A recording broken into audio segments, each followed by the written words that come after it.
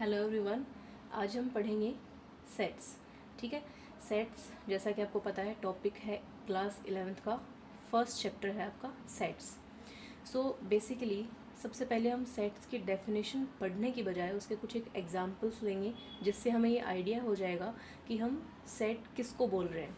ठीक है, so basically जो सेट्स है वो कलेक्शन होता है, एक ग्रुप होता है किसी भी चीज़ का, और वो चीज़ कैसी होनी चाहिए, वेल डिफाइंड होनी चाहिए।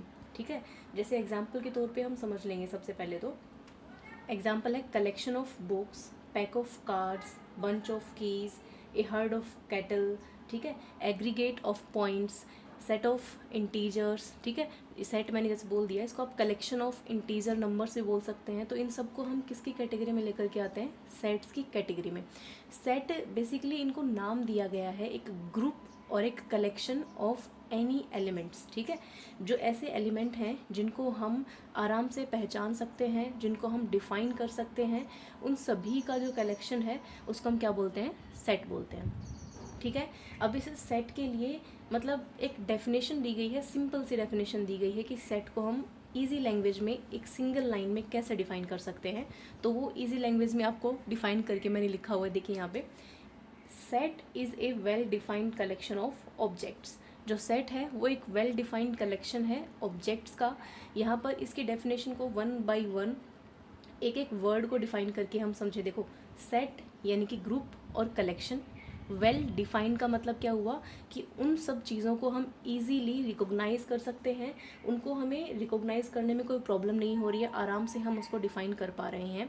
कलेक्शन यानी कि एक ग्रुप ऑफ ऑब्जेक्ट्स, वो ऑब्जेक्ट्स कोई भी हो सकते हैं लेकिन वेल डिफाइंड होना चाहिए। ये एक कंडीशन है सेट को डिफाइन करने के लिए कि set is a well defined collection of objects. Set पे आगे मूव करने से पहले सबसे पहले हमें ये जानना ज़रूरी है कि ये जो आज हम सेट टॉपिक पढ़ रहे हैं, ये सेट टॉपिक दिया किसने है, हम किस वजह से इसको सेट नाम दे पाए हैं। तो सबसे पहले जो सेट टॉपिक पढ़ रहे हैं उसको सेट नाम दिया किसने था, एक जर्मन मैथमेटिशियन था। कौन था, जर्मन मैथमेटिशियन था जॉर्ज कैंटर।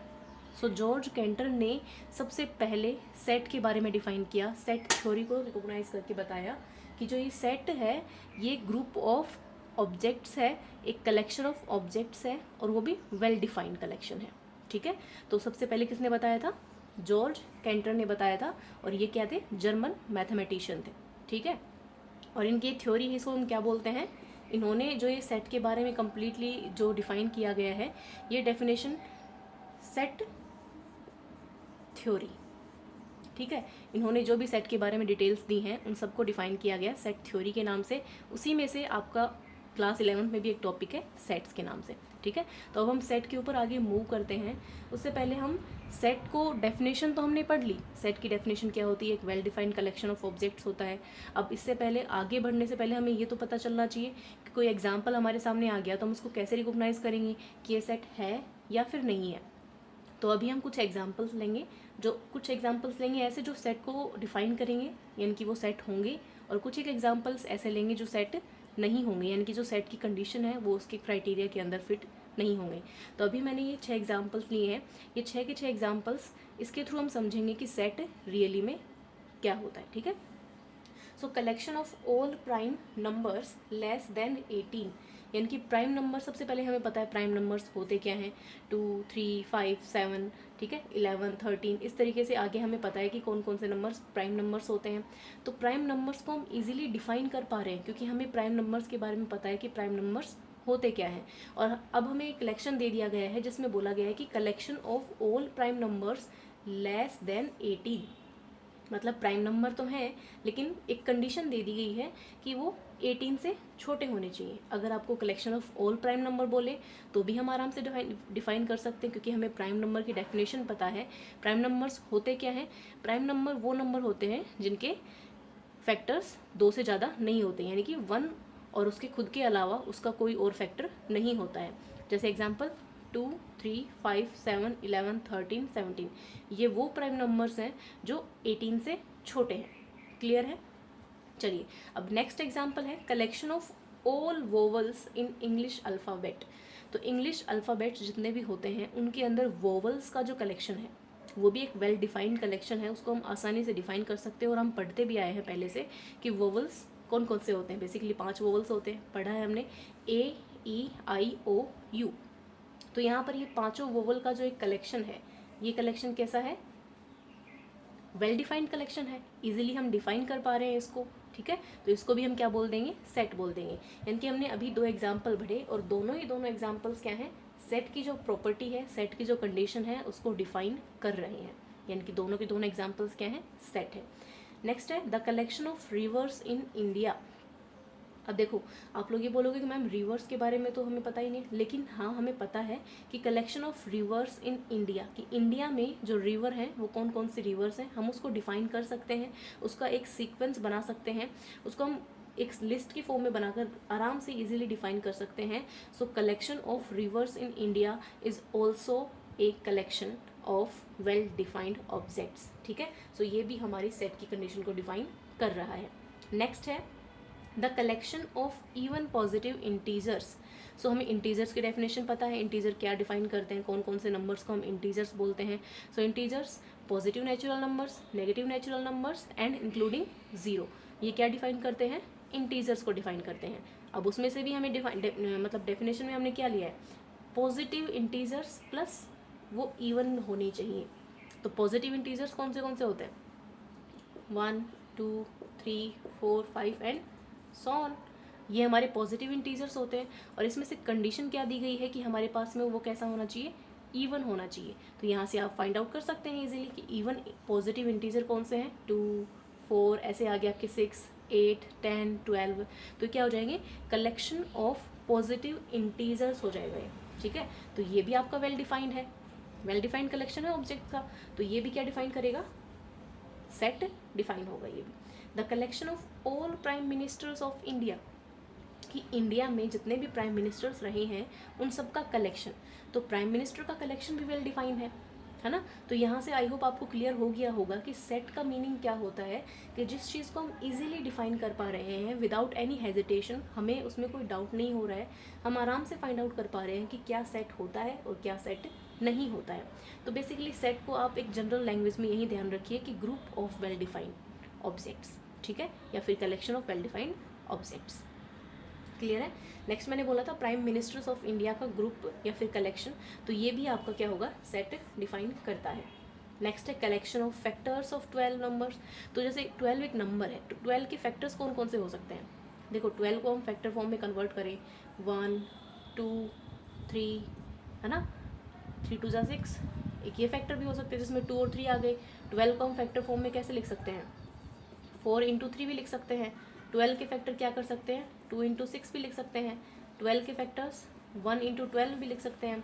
तो इसमें आई होप इसमें सारे के सारे आपके जो फैक्टर्स हैं वो इंक्लूड हो। देखो 1 भी फैक्टर है, 2 भी फैक्टर है, 3 भी है, 4 भी है, 6 भी है और 12 भी है, क्योंकि 12 के फैक्टर में 12 भी इंक्लूड तो होगा ना। 1 एंड 12 तो है ही, बाकी 12 को जो नंबर डिवाइड कर रहे हैं यहाँ पे वो सब क्या हो जाएंगे, उसके फैक्टर हो जाएंगे, और ये भी हमारा क्या हो जाएगा, सेट हो जाएगा। तो ये हमने कुछ एग्जाम्पल पढ़े हैं जो सेट को डिफाइन कर रहे हैं। अब हमें इसके साथ साथ में ये भी समझना होगा कि कौन से एग्जाम्पल्स ऐसे होंगे जो सेट नहीं बनेंगे, यानी कि हमें कैसे पता चलेगा कि सेट नहीं है। यहाँ पर तो हमने सारे एग्जाम्पल ऐसे लिए हैं जो सेट के हैं, तो अब हम कुछ एग्जाम्पल ऐसे लेंगे जो सेट को डिफाइन नहीं करेंगे, यानी कि जो सेट नहीं होंगे, ठीक है। और अब इसके बाद में नेक्स्ट एग्जाम्पल लेते हैं, चलिए। So there are such examples for that these examples are not set, ठीक है। हम इनको समझेंगे कि ये एग्जाम्पल्स जो हैं ये सेट क्यों नहीं है, वन बाय वन करके इन सबको हम समझते हैं। चलिए देखिए, पहला एग्जाम्पल है the collection of interesting topics of in mathematics, ठीक है। यानी कि जो मैथमेटिक्स सब्जेक्ट है उसके अंदर आपके जो इंटरेस्टिंग टॉपिक्स हैं उन सब का कलेक्शन। अब आप एक बात बताओ, इंटरेस्टिंग टॉपिक तो मतलब वेरी करता है ना पर्सन टू पर्सन, कि मेरा इंटरेस्ट किस टॉपिक में है, आपका इंटरेस्ट किस टॉपिक में है, किसी थर्ड पर्सन का इंटरेस्ट किस टॉपिक में है। तो हम कैसे डिफाइन कर सकते हैं कि ओवरऑल जो हमारा इंटरेस्टिंग टॉपिक है वही दूसरे का होगा, या फिर जो मेरा इंटरेस्टिंग टॉपिक है वही आपका होगा। जैसे मान लीजिए मेरा इंटरेस्टिंग टॉपिक क्या है, ट्रिग्नोमेट्री है, तो क्या आपका भी इंटरेस्टिंग ट्रिग्नोमेट्री होगा, नहीं। तो इसीलिए जो इंटरेस्टिंग टॉपिक्स है, जब हम किसी के इंटरेस्ट की बात करते हैं, यानी कि इंटरेस्ट क्या है यहाँ पर, किसी की पसंद है यहाँ पे ये, तो पसंद जो है वो पर्सन टू पर्सन वेरी करती है। ठीक है। So the collection of interesting topics in mathematics, तो यहाँ पर जो इंटरेस्ट है वो पर्सन टू पर्सन वेरी करता है। मेरा इंटरेस्ट अलग है, आपका इंटरेस्ट अलग है, सो हर किसी का इंटरेस्ट अलग अलग होता है। तो यहाँ पर हम इसको ये नहीं बोलेंगे कि ये वेल डिफाइंड कलेक्शन है, ठीक है। सो वेल डिफाइंड होने के लिए उसको प्रॉपरली डिफाइन करना होगा कि yes this is clear that this is the topic and this is not the topic. So इसीलिए अगर यहाँ पर आपको दिया होता कि the collection of interesting topic of any specific person, अगर यहाँ पर बोला जाता कि collection of interesting topic of Monica, या फिर किसी पर्सन का यहाँ पर नाम इंक्लूड किया जाता, तब हम बोल सकते थे कि ये आपका सेट हो सकता है। लेकिन इसने यहाँ पर किसी का नाम नहीं लिया है, इसने सिर्फ बोला है कि मैथमेटिक्स के जो टॉपिक हैं उनके अंदर इंटरेस्टिंग टॉपिक का कलेक्शन। तो वो तो हर इंसान के ऊपर वेरी करता है कि हर किसी की अपनी अपनी पसंद होती है। सो जो यही यहाँ पे आपका सेट डिफाइन नहीं होगा। सो ये एग्जाम्पल किसका हो गया कि this is not a set, तो ये एक सेट नहीं है, ठीक है। मैंने यहाँ पर रॉन्ग मार्क किया क्योंकि ये सेट का एग्जाम्पल नहीं है, ठीक है। नेक्स्ट है the collection of 10 most talented writers of India, कि इंडिया के अंदर जो सबसे ज़्यादा टैलेंटेड राइटर्स हैं वो कौन कौन है, उनका एक कलेक्शन है। और उन 10 मोस्ट टैलेंटेड राइटर्स को हमें यहाँ पे नोटिस आउट करना है। तो बताना है कि क्या ये एक सेट होगा कि नहीं होगा। ऑब्वियसली सेम चीज़ वही है, यहाँ पे भी सेम है कि ऊपर वाले में बोला था इंटरेस्टिंग टॉपिक्स, यहाँ पर बोल दिया मोस्ट टैलेंटेड राइटर्स। अब राइटर्स बोला है, राइटर्स भी अलग अलग टाइप के होते हैं, कोई पोएम राइट करता है, कोई आपके नॉवेल्स राइट करता है, कोई ऐसे पैसेज वगैरह राइट करता है। तो हर किसी का मतलब, ब्लॉगर्स भी होते हैं आजकल राइट करने वाले, तो हर किसी का जो मतलब राइटिंग का जो एक तरीके से स्केल बोलते हैं ना, किस स्केल पे वो राइट कर रहे हैं, क्या उनका टॉपिक है, क्या उनका सब्जेक्ट है, किसके ऊपर वो राइट कर रहे हैं, तो वो यहाँ पर डिफाइन नहीं किया हुआ है। अगर यहाँ पर पोएम बोल देता तो उसके अंदर स्पेसिफिक अलग अलग पर्सन है जो उनके इंटरेस्ट के अकॉर्डिंग उन्होंने बेस्ट काम किया है, तो वो मोस्ट 10 टैलेंटेड राइटर्स में आ जाते। लेकिन यहाँ पर भी हमें सब्जेक्ट नहीं दे रखा है कि किसके ऊपर इन्होंने पूछा है, कि किस पोएम के अंदर, पैसेज के अंदर, स्टोरी टेलिंग में, या फिर किस राइटिंग स्केल के ऊपर इन्होंने पूछा है, वो स्केल हमें नहीं पता है। तो इसलिए ये भी क्या नहीं होगा, सेट नहीं होगा, ठीक है। This is not also set. Next example है a team of 11 best cricket batsman of the world, कि पूरे वर्ल्ड के अंदर जो क्रिकेट है उसमें क्रिकेट में बेस्ट 11 बैट्समैन पूछा है यहाँ पे। अब एक बात बताओ, वर्ल्ड में बहुत सारे प्लेसेस हैं, ठीक है, क्या हमने सब प्लेस पर जाकर के, हर जगह पर जाकर के 1 बाय 1 चेक किया है कि यहाँ पर जो बेस्ट क्रिकेट बैट्समैन कौन है। अगर हमें किसी स्पेसिफिक कंट्री के बारे में पूछे तो हम उसके बारे में बता सकते हैं। हमें पूछे जैसे मान लो कि इंडिया में बेस्ट 11 क्रिकेट बैट्समैन कौन है, हम बता सकते हैं, ठीक है। इंग्लैंड में कौन है, हम बता सकते हैं। अफ्रीका में कौन है, हम बता सकते हैं। क्यों? क्योंकि वो एक हमने उन बंदों को देखा है, खेलते हुए देखा है, या फिर किसी एक मतलब स्टेज पर उनको परफॉर्म करते हुए देखा है, उनका हमने एक लिस्ट हमने पढ़ा हुआ है कहीं ना कहीं पर। तो लेकिन वर्ल्ड, अब जब यहाँ पे बात वर्ल्ड की होती है तो इसमें सिर्फ कुछ स्पेसिफिक कंट्रीज़ नहीं आते हैं, इसमें सभी कंट्री की बात करता है। जितनी भी लैंड है उस सभी लैंड के ऊपर जितने भी ह्यूमन बींग रहते हैं उन सभी में से, यानी 11 best cricket batsman find out करना टिपिकल है। तो यहाँ पर ये जो है ये भी वेल डिफाइन किया हुआ नहीं है यहाँ पे कि इसने किस तरीके से कौन कौन से कंट्रीज़ को काउंट करके इसने वर्ल्ड माना है, ठीक है। तो ये भी हमारे एक एग्जाम्पल नहीं होगा सेट का। नेक्स्ट क्या है, the collection of good hockey players of India, ठीक है। यहाँ पर the collection of good hockey players of India, India के अंदर जो हॉकी प्लेयर्स हैं उनका कलेक्शन। तो हॉकी प्लेयर्स जो इंडिया में हैं उनका कलेक्शन क्या हो जाएगा यहाँ पे, so the collection of good hockey players of India. इसके अंदर भी आपको डिफाइन नहीं किया होगा किस क्राइटेरिया के ऊपर, किस चीज़ के लिए उसने गुड पूछा है। कि ये जैसे मान लो क्वालिटी होती है ना हर किसी के अंदर, तो जब हम बात करते हैं क्वालिटेटिव एट्रीब्यूट्स के बारे में तो उसके अंदर हम डिफाइन नहीं कर पा रहे होते कि सामने वाला क्या पूछना चाह रहा है। और जब हम इजीली डिफाइन नहीं कर पा रहे हैं तो वो वेल डिफाइन होता ही नहीं है। तो समझ में आया कि इसकी डेफिनेशन के अंदर, सेट की डेफिनेशन के अंदर a well defined collection of object क्यों बोला हुआ है, वेल डिफाइंड क्यों यूज़ किया हुआ है, अब समझ में आया आपको, ठीक है। तो ये एग्जांपल्स इसलिए दिए जाते हैं कि जो सब्जेक्ट, जो टॉपिक हम पढ़ रहे हैं उसको इजीली हम एग्जांपल्स को आइडेंटिफाई कर पाएँ, उस टॉपिक को हम समझ पाएँ, ठीक है। सो वेल डिफाइंड का मीनिंग भी यहाँ से आपको इजीली क्लियर हो गया होगा। सो ये भी हमारा सेट का एग्जाम्पल नहीं है, ठीक है। अब अगला है the collection of rich persons in India. तो इंडिया में रिच पर्सन, अब ये रिच पर्सन किस क्राइटेरिया के ऊपर पूछ रहा है भाई, पता ही नहीं है हमें तो कि रिच आदमी देखो, अमीर होना सिर्फ ये नहीं है कि सिर्फ आपके पास में पैसे हैं तो आप अमीर हैं, ठीक है। रिच पर्सन, रिच पैसों से फाइंड आउट नहीं किया जाता, इंसान दिल से भी अमीर होता है, ठीक है। सो collection of rich person in India, अब ये रिच क्राइटेरिया किस सब्जेक्ट के ऊपर डिफाइन किया हुआ है हमें यही नहीं पता, मतलब इसके अंदर क्या क्वालिटी उसने डिस्क्राइब करना चाह रहा है, क्या वो बताना चाह रहा है इस रिच पर्सन से, वो हमें नहीं पता। और जब तक हमें उसके बारे में वेल डिफाइंड नहीं है हम नहीं बोल सकते कि दिस इज़ ए सेट। सो ये भी एक सेट नहीं है। सो ओवरऑल हमने ये 5 एग्जांपल्स पढ़े हैं जहाँ से हमने ये बताया वन बाय वन करके कि क्या क्या चीज़ें हैं जो सेट को डिफ़ाइन नहीं करती हैं।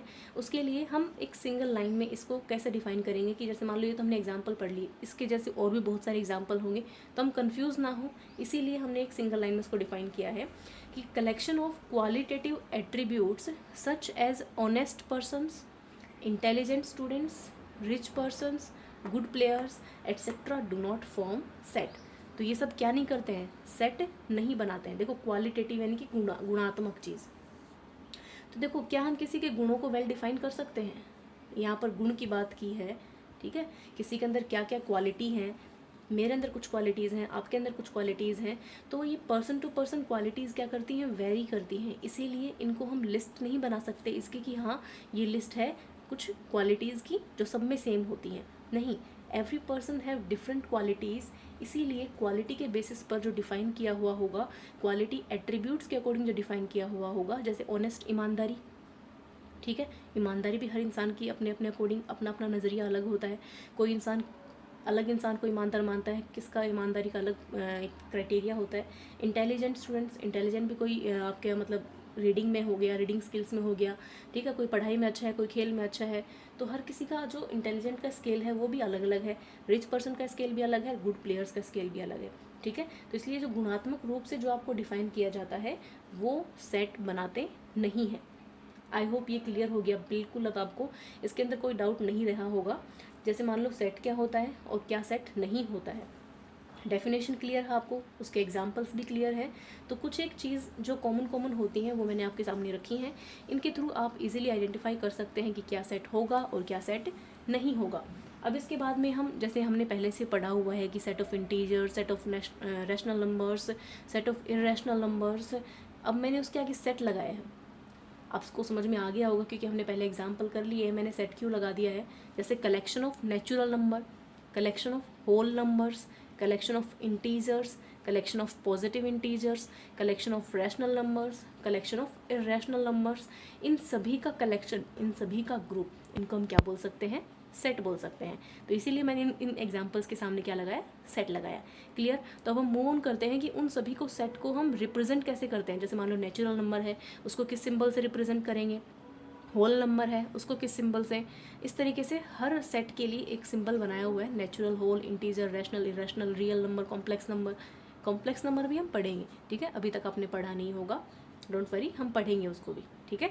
अभी हम उस सिंबल को देखते हैं, चलिए। सो अब हम पढ़ेंगे नोटेशंस फॉर सेट्स, कि सेट्स को रिप्रेजेंट करने के लिए हम कुछ सिंबल्स यूज़ करते हैं, जैसे पहले भी यूज़ करते हुए आए हैं, natural number, whole, integer, rational, real, ठीक है। इन सब के लिए हम एक शॉर्ट में एक छोटा सा सिंबल रिप्रेजेंट करते हैं जो डिफाइन कर देता है कि वो उन सभी नंबर्स को रिप्रेजेंट कर रहा है जो उसके अंदर डिफाइन है, ठीक है। तो सबसे पहले है the set of all natural numbers. कौन सा है, the set of all natural numbers. तो नेचुरल नंबर सबको पता है कौन कौन से होते हैं, कौन कौन से होते हैं, एक बार मेरे साथ साथ रिमाइंड करना। Natural numbers are all counting numbers, for example 1, 2, 3, 4 and so on. So 1 से स्टार्ट होकर के अप टू द मार्क, मतलब हमें नहीं पता वो काउंटिंग कहीं पर भी जा कर के स्टॉप होगी नहीं होगी हमें नहीं पता, बट वो चलता ही जाएगा, चलता ही जाएगा, वो नंबर आगे हम डिफाइन नहीं कर सकते, ठीक है। तो वो सभी नंबर्स क्या होते हैं, नेचुरल नंबर होते हैं। सबसे छोटा नेचुरल नंबर कौन सा होता है, 1, ठीक है। सबसे छोटा नेचुरल नंबर कौन सा होगा, 1 होगा। नेक्स्ट है the set of all whole numbers. तो जितने भी होल नंबर्स हैं उसका पूरा का पूरा एक ग्रुप, पूरा का पूरा कलेक्शन क्या कहलाता है, सेट कहलाता है, और उसको रिप्रेजेंट करते हैं किससे, W से। याद करने का सिंपल सा तरीका है, कुछ एक सिंबल्स डिफरेंट हो सकते हैं लेकिन बाकियों का सेम होगा। जैसे नेचुरल नंबर है तो नेचुरल नंबर को कैपिटल N से रिप्रेजेंट कर दिया, होल नंबर को कैपिटल W से रिप्रेजेंट कर दिया, ठीक है। नेक्स्ट है इंटीजर्स, है ना। तो इंटीजर्स का जो सेट है उसको हम रिप्रेजेंट करेंगे किससे, Z से। ठीक है, जितने भी इंटीजर्स हैं उन सभी इंटीजर्स का सेट किससे रिप्रेजेंट किया जाएगा, जेड से, कैपिटल जेड से। नेक्स्ट है the set of all rational numbers, जितने भी रैशनल नंबर्स हैं। अब रैशनल नंबर की डेफिनेशन आप सबको पता है, रैशनल नंबर का क्राइटेरिया आप सबको पता है कि हम किसी भी नंबर को रैशनल नंबर कब बोलेंगे।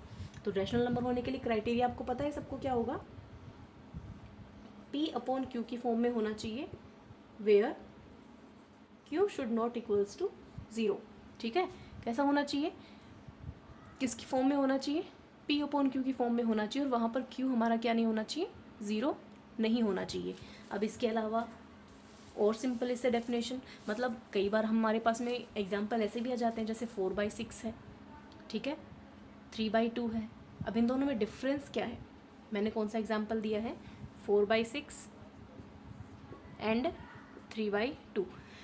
अब बताओ ये दोनों ही रैशनल नंबर हैं या फिर नहीं है, दोनों रैशनल नंबर हैं, बट डिफरेंस क्या है यहाँ पे कि यहाँ पे P और Q, P/Q की फॉर्म में है ये, Q यहाँ पर भी नॉट इक्वल्स टू 0, Q यहाँ पर भी नॉट इक्वल्स टू 0 है। फिर डिफरेंस क्या है, डिफरेंस सिर्फ इतना सा है कि यहाँ पर ये जो P/Q फॉर्म में है ये सिंपलेस्ट फॉर्म है और ये सिंपलेस्ट फॉर्म नहीं है, हमें इसको सिंपलेस्ट फॉर्म में कन्वर्ट करना पड़ेगा। सिंपलेस्ट फॉर्म का मतलब ये होता है कि हमारा जो P/Q की फॉर्म में है उसमें P और Q का जो कॉमन डिवीज़र है वो 1 के अलावा और नहीं होना चाहिए, लेकिन यहाँ पर P और Q का कॉमन डिवीज़र 2 आ रहा है कि नहीं आ रहा, तो इसलिए इनका जो कॉमन डिवीज़र है 2, उससे हम क्या कर देते हैं, इनको कैंसिल कर देते हैं, 2/3। तो अब ये इसकी सिंपलेस्ट फॉर्म है, ठीक है। अब ये कम्प्लीटली इक्विवेलेंट रैशनल नंबर से ये रैशनल नंबर में कन्वर्ट हो गया, ये इसकी सिंपलेस्ट फॉर्म है। इसमें क्या था, कॉमन फैक्टर आ रहा था P और Q के बीच में, इसलिए हमारे पास में जो कॉमन फैक्टर आता है उसको हम कैंसिल आउट कर देते हैं, देन हमारे पास में ये रैशनल नंबर की फॉर्म में आ जाता है। अब देखो P/Q की फॉर्म में है, Q नॉट इक्वल्स टू 0 है ना। तो इस तरह की कंडीशन को हटाने के लिए हम सिर्फ एक छोटी सी इसमें सिंगल छोटी सी लाइन इसमें ऐड करते हैं, दैट इज कोप्राइम। कोप्राइम क्या होता है, कोप्राइम का मतलब ये होता है कोई भी दो नंबर हैं, कोई भी दो नंबर हैं उनके बीच में जो कॉमन नंबर होना चाहिए, मतलब जो कॉमन फैक्टर होना चाहिए वो 1 के अलावा और नहीं होना चाहिए। जैसे 2 and 3 ये दो नंबर्स हैं, इन दोनों नंबर का कोई कॉमन फैक्टर है क्या 1 के अलावा, नहीं है ना, तो हम इन दोनों को क्या बोल देंगे, ये दोनों नंबर्स क्या हैं, कोप्राइम है। Same P/Q, Q not equals to 0, तो यहाँ पर और P और Q एक दूसरे के क्या होने चाहिए, कोप्राइम होने चाहिए, यानी कि P और Q में 1 के अलावा और कोई उनका कॉमन फैक्टर नहीं होना चाहिए। ये बात स्पेशली ध्यान रखना, ये चीज़ हम मिस कर देते हैं हर बार, ठीक है, लेकिन इस बार नहीं करनी है। क्या बोला मैंने, P/Q की फॉर्म में होना चाहिए, Q नॉट इक्वल्स टू 0 होना चाहिए, और P और Q दोनों एक दूसरे के कोप्राइम होने चाहिए, ठीक है। कोप्राइम मीन्स दोनों के अंदर कॉमन फैक्टर 1 के अलावा और कुछ भी नहीं होना चाहिए, ठीक है। तो इसको रिप्रेजेंट करने के लिए हम क्या लिखते हैं, कैपिटल Q। तो कैपिटल Q जो है ये सेट ऑफ रैशनल नंबर को रिप्रेजेंट करने के लिए यूज़ किया जाता है। नेक्स्ट है कैपिटल R। कैपिटल R क्या रिप्रेजेंट करता है, ये रिप्रेजेंट करता है set of all real numbers, कि जितने भी हमारे पास में रियल नंबर्स हैं उन सभी रियल नंबर्स का कलेक्शन, उन सभी रियल नंबर्स का सेट कैपिटल R से रिप्रेजेंट किया जाएगा। इसके बाद में नेक्स्ट है set of all positive integers, कि जितने भी पॉजिटिव इंटीजर्स हैं उन सभी पॉजिटिव इंटीजर्स को हम किससे रिप्रेजेंट करेंगे। देखो इंटीजर्स को किससे किया था, कैपिटल Z से किया था। अब हमने इसमें एक अलग से कलेक्शन बना लिया है, एक डिफरेंट कलेक्शन बना लिया है, वो डिफरेंट कलेक्शन हमने पॉजिटिव इंटीजर्स का बनाया है। तो वो पॉजिटिव इंटीजर्स हैं, उसको इंटीजर से थोड़ा सा इसमें डिफरेंट रिप्रेजेंटेशन देने के लिए हमने क्या कर दिया, उसके सुपरस्क्रिप्ट में हमने क्या रिप्रेजेंट कर दिया, +1, प्लस ये प्लस सिंबल रिप्रेजेंट कर दिया, सॉरी। तो प्लस सिंबल यहाँ पे मैंने रिप्रेजेंट कर दिया है सिर्फ थोड़ा सा इसको डिफरेंट रिप्रेजेंट करने के लिए इंटीजर्स के सेट से, क्योंकि हमने यहाँ पे बात की है किसकी, पॉजिटिव इंटीजर्स की बात की है। और जब हम पॉजिटिव इंटीजर्स की बात करते हैं तो हमें पता है कि पॉजिटिव इंटीजर्स मतलब 1, 2, 3 एंड सो ऑन। तो ये जो है हमारे पास में पॉजिटिव इंटीजर्स हैं, तो पॉजिटिव इंटीजर्स का जो सेट होगा, जो कलेक्शन होगा, वो Z+ से रिप्रेजेंट किया जाएगा। क्लियर हुआ, चलिए आगे बढ़ते हैं। नेक्स्ट है the set of all positive rational number. जैसे हमने इंटीजर्स के बारे में पढ़ा कि इंटीजर्स का सेट और फिर पॉजिटिव इंटीजर्स का सेट, सेम वैसे ही रियल नंबर का सेट, रैशनल नंबर का सेट, वैसे ही ऑल पॉजिटिव रैशनल नंबर। तो वहाँ पे हमने रैशनल नंबर्स का सेट पढ़ा था, और अब हम यहाँ पे क्या पढ़ेंगे, पॉजिटिव रैशनल नंबर्स पढ़ेंगे। तो सेम जैसे हमने इंटीजर्स में किया वहीं करना है, क्योंकि ऊपर सुपरस्क्रिप्ट में हम क्या लगा देंगे, प्लस छोटा सा सिंबल लगा देंगे जो रिप्रेजेंट करेगा the set of all positive rational numbers. Done. इसके बाद में नेक्स्ट है the set of all positive real numbers in the same way we have defined earlier, the set of all real numbers this and the set of all positive real number this. R superscript में क्या लगा देंगे, इसके plus symbol लगा देंगे। Next है set of all complex number. देखो complex number सिर्फ यहाँ पे आपके सिर्फ नाम है, इसके ऊपर पूरा एक चैप्टर भी है, ठीक है, क्लास 11th में ही है आपका। अभी हम नेक्स्ट अगली वीडियोस में हम इसमें डिस्कस कर लेंगे। कॉम्प्लेक्स नंबर का जब चैप्टर आएगा उसमें हम डिटेल में स्टडी करेंगे कॉम्प्लेक्स नंबर होते क्या हैं। बट इतना आप समझ लीजिए कि जो कॉम्प्लेक्स नंबर है, कॉम्प्लेक्स नंबर भी सेम रियल नंबर्स का ही, मतलब रियल नंबर के जैसा ही मान लो आप, रियल नंबर से बड़ा एक सेट है ये, ठीक है, जिसमें आपके सारे के सारे रियल नंबर्स भी आ जाएंगे और कॉम्प्लेक्स नंबर उन सभी रियल नंबर्स को अपने अंदर इंक्लूड कर लेगा, ठीक है। तो हम ये बोल सकते हैं कि सारे के सारे रियल नंबर किस में कंटेन करते हैं, आपके कॉम्प्लेक्स नंबर में कंटेन करते हैं।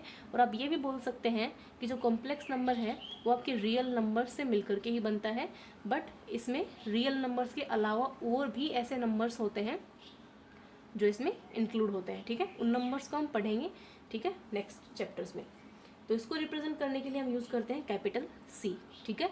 तो ये हो गया set of all complex numbers. Done. चलिए अब इसमें एक छोटी सी चीज़ और डिस्कस करते हैं। अभी हम सेट पढ़ रहे हैं तो आगे हमें ये यूज़ करना पड़ेगा कि जैसे मान लो कोई भी नंबर है वो किसी सेट में बिलोंग कर रहा है कि नहीं कर रहा, कोई किसी सेट में इंक्लूड हो रहा है कि नहीं हो रहा, तो उसको एक सिंपल सी एक नोटेशन की फॉर्म में मैं बता रही हूँ आपको कि जैसे मान लो कोई भी एलिमेंट है वो किसी सेट में बिलोंग कर रहा है कि नहीं कर रहा, वो कैसे पता चलेगा, उसको हम रिप्रेजेंट कैसे करेंगे, शॉर्ट सिंपल फॉर्म में बता रही हूँ, देखना उसको ध्यान से एक बार। ये देखिए यहाँ पर दो सिंबल्स हैं, जनरल सिंपल से सिंबल है। तो देखिए वो सिंबल जो ऊपर दिख रहा है आपको वो सिंबल है बिलोंग्स टू का। किसका सिंबल है, बिलोंग्स टू का। मैं यहाँ पे एक बार दोबारा से रीराइट कर देती हूँ इसको। ये सिंबल है बिलोंग्स का, ठीक है, यानी कि जैसे कोई भी एलिमेंट है वो किसी सेट में बिलोंग कर रहा है तो उसको हम कैसे लिखेंगे। यहाँ पर किसी में से भी एक एग्जाम्पल ले लेते हैं हम, नेचुरल नंबर का ही ले लेते हैं, सबसे ईजी पड़ेगा, ठीक है। तो नेचुरल नंबर के अंदर जैसे मान लो 5 है, सो 5 बिलोंग्स टू नेचुरल नंबर। समझ में आया कि ये सिंबल यहाँ पे क्यों रिप्रेजेंट किया गया है, ये आगे आपके अभी काम में आएगा, तो इसलिए अभी हमें इसको यूज़ करना सीखना है कि 5 जो है वो बिलोंग्स कर रहा है नेचुरल नंबर में। अब आप लोग मुझे एक बात बताइए, 5 नेचुरल नंबर में बिलोंग कर रहा है, 5 होल में बिलोंग कर रहा है, हम क्या लिख सकते हैं, 5 belongs to natural number, 5 belongs to whole number, integers में भी बिलोंग करता है ये। तो 5 उन सभी नंबर्स में बिलोंग करेगा जिनमें नेचुरल नंबर आएंगे, और नेचुरल नंबर सबसे छोटा होता है क्योंकि नेचुरल नंबर होल में भी इंक्लूड करता है, इंटीजर्स में भी आता है, रेशनल्स में भी आता है, रियल नंबर में भी आता है, और वो कॉम्प्लेक्स में भी आएगा क्योंकि नेचुरल नंबर सबसे छोटा सेट है, ठीक है। ये इंक्लूड करता है उन सभी एलिमेंट्स में, उन सभी का क्या है, ये सबसेट है। अब सेट सबसेट ये भी हम पढ़ेंगे। तो यहाँ पर ये किसका सिंबल हो गया, बिलोंग्स टू का सिंबल हो गया। और यहीं पर अगर कोई एलिमेंट किसी सेट में नहीं आ रहा है, यानी कि वो एलिमेंट उस सेट में नहीं है, तो हम उसको किससे रिप्रेजेंट करेंगे, ये डज नॉट बिलोंग्स टू, मतलब ये तो हो गया बिलोंग्स टू। अगर हम इसको कट कर देंगे तो मतलब ये इसमें नहीं है, बट यहाँ पे ये नेचुरल नंबर में 5 आता है इसलिए इसमें तो आता है। एक दूसरा एग्जाम्पल हम ले लेते हैं यहाँ पे, जैसे -1 हुआ, -1 does not belongs to natural number, यानी कि -1 जो है वो नेचुरल नंबर में बिलोंग नहीं करता। और एग्जाम्पल ले लो, 0 does not belongs to natural number. समझ में आ गया, क्लियर हो गया शायद यहाँ से आपको कि बिलोंग्स टू का मतलब क्या होता है और डज नॉट बिलोंग्स टू का मतलब क्या होता है। कि 5 जो है वो नेचुरल नंबर में एग्जिस्ट करता है, -1 नेचुरल नंबर में नहीं है, 0 नेचुरल नंबर में नहीं आता है, ठीक है। तो ये नेचुरल नंबर का सिंबल है और ये नेचुरल नंबर का सिंबल है, इसलिए जो 0 है ये इस नेचुरल नंबर के सेट में नहीं आता, -1 नहीं आता, 5 उसमें आता है तो हमने बिलोंग कर दिया। तो बिलोंग्स का और डज नॉट बिलोंग्स का मीनिंग क्या होता है वो यहाँ से आपको क्लियर हो गया होगा, आई होप सो, ठीक है। अब इसके बाद में नेक्स्ट हम पढ़ेंगे रिप्रेजेंटेशन ऑफ सेट्स, ठीक है। सो नेक्स्ट वीडियो में हम पढ़ेंगे रिप्रेजेंटेशंस ऑफ सेट, फिर उसके बाद में आपके टाइप्स ऑफ सेट।